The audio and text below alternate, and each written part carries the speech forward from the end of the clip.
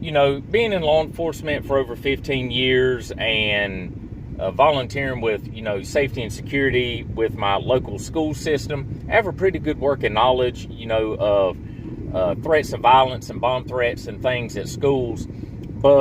And I know this happens all the time and it may not be reported, but just today they've had multiple schools in Florida, school or several schools in Texas and in Kentucky have all received bomb threats or threats of violence.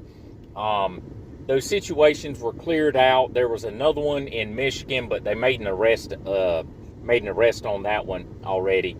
It could just be a student not wanting to go to school, and so they're just calling in this mess. And yes, there's a lot of schools throughout this nation, so these type of things do happen. But I just find it kind of odd that you've had multiple incidences of this occurring just today.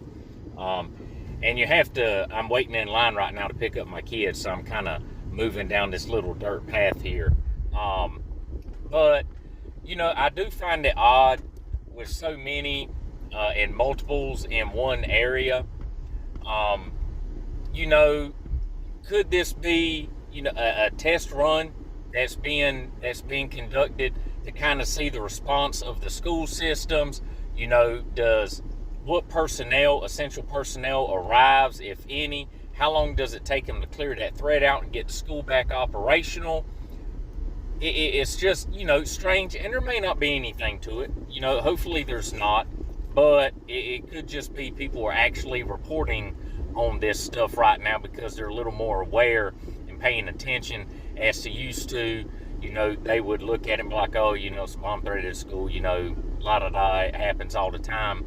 But I just wanted to drop that out there real quick, pick that up on X, multiple, like I stated, bomb threats and threats of violence, multiple schools in Florida, Texas, Kentucky, and then, like I said, one in Michigan, but apparently there was an arrest made in that one already. The details of that I do not know.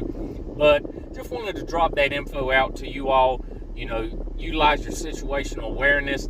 I've talked to my kid about this, about situational awareness, paying attention to what's going on around them, always watching, always paying attention to the people, the placement of vehicles, and of course that stranger danger, especially for kids. But I just want to drop that off, that little bit of info off with you all. But you all stay safe, have a great day, and